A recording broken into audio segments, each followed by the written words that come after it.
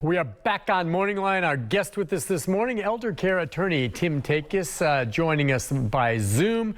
Always good to have him on, covering a broad range of issues with regard to, planning, legal issues that you need to deal with, from wills to power of attorney and the like down the road. Whether you're older or you're younger, at some point you got to start thinking about this stuff, and that's why Tim's here. Hey, we've got another call for you.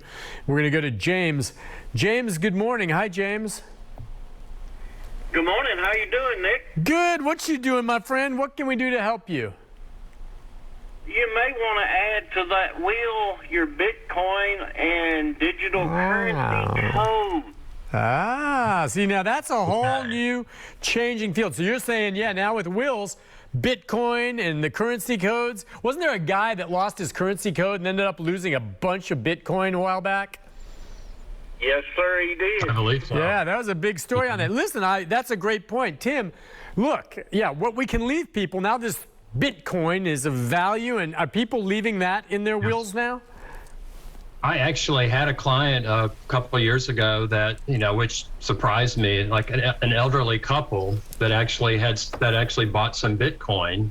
Huh. And of course, that got us thinking about, which we've been doing in the past about, okay, what are we going to do with this Bitcoin?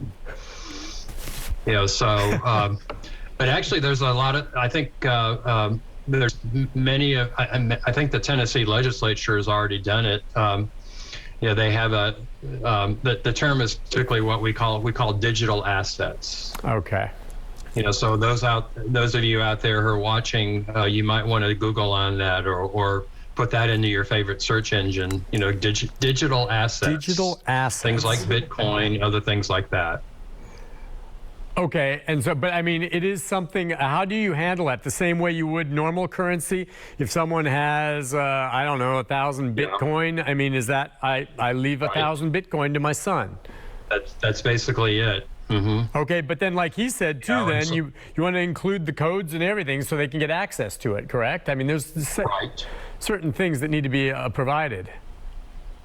And I would say probably it would be one of those things if you are, if you are an investor in Bitcoin, I'm going to assume, and I'm certainly not an expert at all on this topic, but you're buying it from somebody, whether you're buying it through a broker, maybe you're buying it directly from somebody that has it. And so there's going to be there should be some method for transferring, basically, because that's really what you're talking about is that, all right, if you buy Bitcoin and whatever that, however much you buy, needless to say, if you buy it, it means that now that you own it or whatever you own, you want to know how to sell it. And if you need to sell it, then how do you transfer it to the new owner? And so all of that sort of comes into play, anytime you buy an asset. Is it like a motor vehicle, which has title, or a real estate, which has a deed?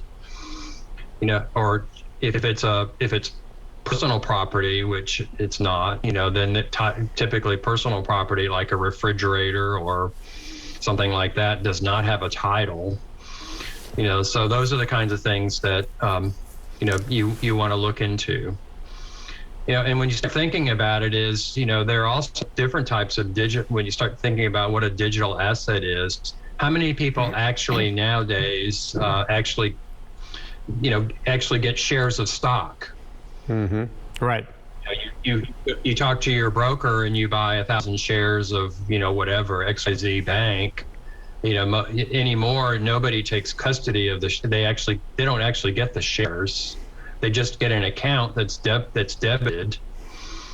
So those are the kind of things that you want to start thinking about when you start investing in Bitcoin, and other forms of digital. Changing world of assets people have. Whenever people know that you're coming on, I get emails, and this question seems to come up every time either you or one of your colleagues joins us. And it's because they see these ads so often on TV these days, starring the one and only Tom Selleck. And they ask the question again, Nick, what about reverse mortgages? And you and I have talked about this before. But I just want you to recap that reverse mortgages, there's nothing crooked about them. There's nothing illegal about them in any way. But my sense from talking to you and your other colleagues in the past is that they're pretty specific. They are not for everyone, but certain individuals that may be right.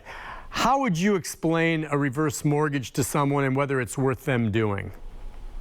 Well, a reverse mortgage, just to define terms, is that you go to the bank or you go to the mortgage company and say, I need help with paying my bills or whatever it is. And so, the reverse mortgage company, maybe, they basically pay you income or something like that. And typically, reverse mortgages, pretty much started in the Northeast when people were, when house prices were skyrocketing back in like the 80s or the 90s, and property taxes likewise were very high. So people were figuring out, well, I'm house rich and cash poor. And so so the industry developed a concept called a reverse mortgage. And so a lot of times that's really kind of what you're looking at here, is for people that, that they need the money so that they can afford to, say, live in their house. But, as we often say is that if you're planning on selling your house, that's when the reverse mortgage becomes due. When the house sells, okay, so when you're dead, then that's when the house sells and the reverse mortgage is paid off. Or like I mentioned, if you're no longer living in the house, let's say you move out of the house or have to go into a nursing home or go into assisted living, that's also when the reverse mortgage becomes due.